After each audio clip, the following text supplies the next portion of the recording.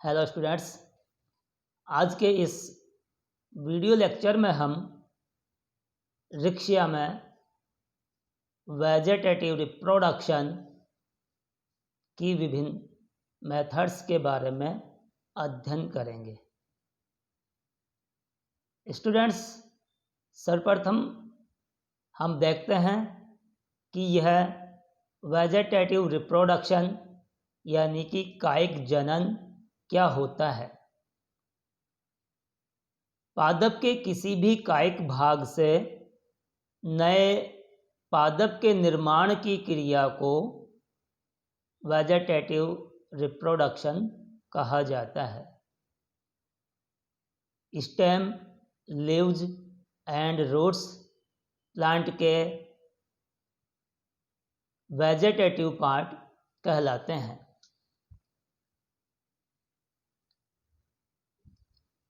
रिक्शिया में vegetative reproduction की प्रमुख विधियां हैं।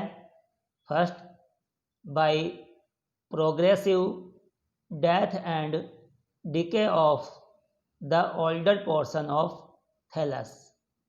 सेकंड है बाय एडवेंशियस ब्रांचेज। थर्ड है by persistent apices, and fourth by tubers, and fifth method है by rhizoids, मूलाभासों द्वारा। तो पहली मेथड हम देखते हैं पादप के पुराने भागों की प्रगामी मृत्यु व क्षय के द्वारा। रिक्शिया का थैलस द्विभाजी रूप से शाखित होता है।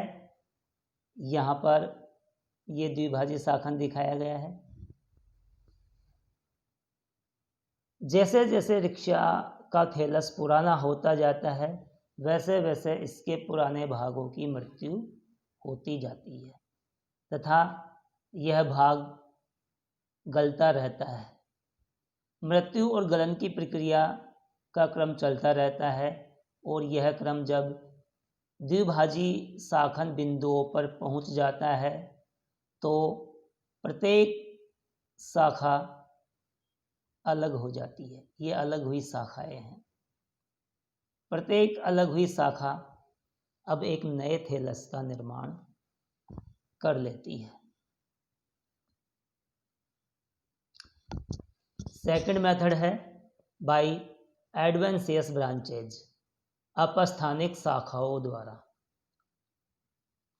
इस विधि द्वारा जनन रिक्शिया की जलीय जाति रिक्शिया फ्लुइटेंस में देखने को मिलता है। रिक्शिया फ्लुइटेंस के थैलस की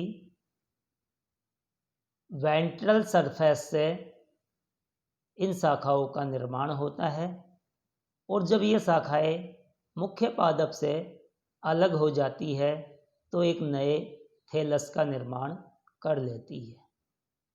थर्ड मेथड है चिर स्थायी शीर्षों द्वारा।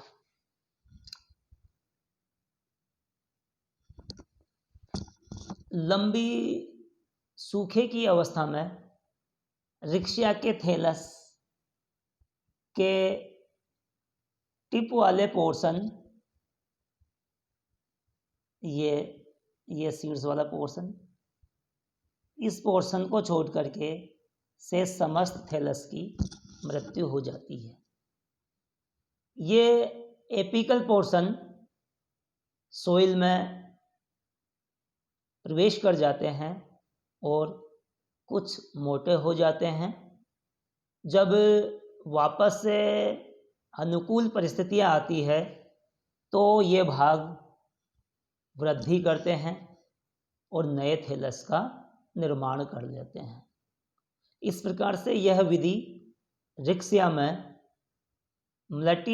मल्टीप्लिकेशन की मेथड न होकर के उसे जीवित बनाए रखने की एक मेथड है। अगला मेथड है बाई ट्यूबर्स, कंदों द्वारा। रिक्सिया की कुछ जातियों जैसे रिक्सिया बल्बीफेरा, रिक्सिया डिस्कलर और रिक्सिया पेरिनिस आदि में थैलस के जो टिप वाले पोर्शन है उनके एंड पार्ट पर कुछ कंद समान संरचनाओं का निर्माण होता है। ये ट्यूबर्स प्रतिकूल दशाओं में भी जीवित बने रहते हैं। इनमें पर्याप्त मात्रा में भोजन संचित रहता है और जब सूटेबल कंडीशंस आती है तो ये एक नए थैलस का निर्माण कर लेते हैं। Beside multiplication, this is also a method of perennation. अगली विधि है मूलाभासों द्वारा।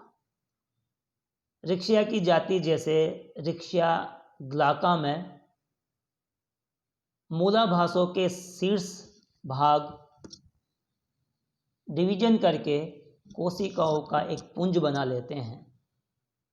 इन कोशिकाओं में क्लोरोप्लास्ट पाया जाता है और ये कोशिकाएं एक नए थैलस का निर्माण करने की क्षमता रखती है।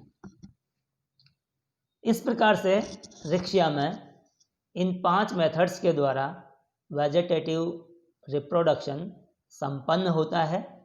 थैंक्स।